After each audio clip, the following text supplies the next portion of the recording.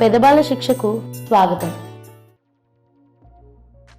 చరిత్రలో ఎంతో మంది స్త్రీమూర్తులను గౌరవించిన సాంప్రదాయం మనది. కానీ వారి పాతివ్రత్యం మూలంగా చరిత్రలో చిరస్థాయిగా నిలిచిపోయారు కొందరు. అందులో ఒకరు అనసూయ. ఈ కథ తెలుసుకుంటే ఆమె ఎందుకంత గొప్పది అంటారో మనకి అర్థమవుతుంది. త్రిమూర్తుల భార్యలు ఎవరికి వారు తమని మించిన పతివ్రత లేదని గర్వితులయ్యారని గ్రహించిన నారద మహర్షి వారికి కనువింపు కలిగించారనుకున్నాడు. ఒకనాడు త్రిమూర్తుల భార్యల వద్దకు ఇనుప గింజలను పట్టుకొని ఒక్కొక్కరి వద్దకు విడివిడిగా వెళ్లి గింజలను వేయించి ఇస్తే తిని క్షుద్బాధని తీర్చుకుంటానని కోరతాడు. అవి ఇనుప గింజలు కనుక ముగ్గురు నిస్సహాయులై వాటిని ఎవరూ వండలేరని అంటారు. అప్పుడు నారద మహర్షి, పతివ్రతలకు సాధ్యం కానిదంటూ ఏమీ ఉండదు కనుక నేను ముల్లోకాల్లోనూ మహాపతివ్రత అని కీర్తించబడుతున్న అనసూయ మాతనే ఆశ్రయిస్తానని చెప్పి అత్రి మహర్షుల వారి ఆశ్రమానికి వెళ్తాడు.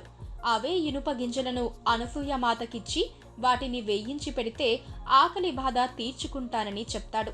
అనసూయ మాత మనసులో తన భర్తని స్మరించి వాటిని వేయించి ఇస్తుంది. నారద మహర్షి తృప్తిగా ఆరగించి జరిగిన విషయాన్ని ముగ్గురమ్మలకు చెప్తాడు. ఈ విషయాన్ని నమ్మలేని అమ్మలు ముగ్గురు త్రిమూర్తులని అనసూయమాత పాతివ్రత్యాన్ని పరీక్షించవలసిందిగా కోరతారు. తమ భార్యల కోరిక తీర్చదలిచిన త్రిమూర్తులు అత్రి మహర్షి అనుష్ఠానానికి వెళ్లిన సమయం చూసి మారు వేషంలో ఆశ్రమానికి వస్తారు. అతిథులని ఆహ్వానించిన పిదప మహర్షుల వారు అనుష్ఠానానికి వెళ్లారు కనుక మీకు ఏ విధంగా సేవ చెయ్యగలనని అనసూయమాత అడుగుతుంది.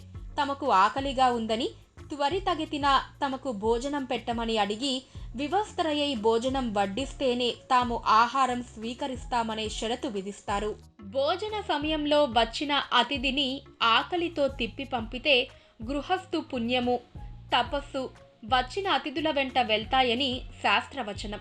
పరపురుషుని ఎదుట నగ్నంగా నిలిచినట్లయితే పాతివ్రత్యానికి భంగం కలుగుతుంది. ఇలా అనసూయమాత పరస్పర విరుద్ధమైన ధర్మాల మధ్య చిక్కుకుంటుంది. అత్రి మహర్షుల వారి సాంగత్యం వల్ల తాను పవిత్రురాలినైనందుకు భయపడవలసిన పని లేదని అనుకొని, అయ్యలారా మీరు ఆసీనులు కండని చెప్పి ఆహార పదార్థాలు తీసుకురావటానికి వెళ్ళింది.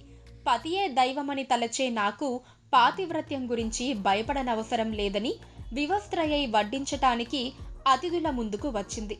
ఆమె పాతివ్రత్య మహిమ వల్ల త్రిమూర్తులు ముగ్గురు పసిపాపలైపోయారు. ఆ పసిపాపలను చూడగానే అనసూయమాతకు మాతృభావం వల్ల స్తన్యం వచ్చింది. వారికి పాలిచ్చి నిద్రపుచ్చుతూ ఉండగా అత్రి మహర్షుల వారు వస్తారు. దివ్య దృష్టితో జరిగింది తెలుసుకున్న మహర్షుల వారు స్తోత్రం చేస్తారు. స్తోత్రానికి మెచ్చి త్రిమూర్తులు నిజరూపంలో దర్శనమిచ్చి వరం కోరుకోమంటారు. సంతానాపేక్షతో ఉన్న మాకు మీరే పుత్రులుగా పుట్టి మమ్మల్ని ఉద్ధరించమని కోరుకుంటారు. తథాస్తు అని దీవించి త్రిమూర్తులు అంతర్ధానమవుతారు. పతిలోని దైవాన్ని నమ్మి సాధన చేస్తున్న సాధకురాలికి గర్వం పనికిరాదు. గర్వం జ్ఞాన సముపార్జనకి పెద్ద అడ్డంకి. సాధకురాలికి జ్ఞానం సిద్ధించిన తర్వాత ఆమెకు సాధ్యం కానిదంటూ ఉండదు. జ్ఞానాన్ని పొందిన వారంటే భగవంతుని తత్వాన్ని తెలుసుకొని వారిలో ఐక్యమైన వారని అర్థం.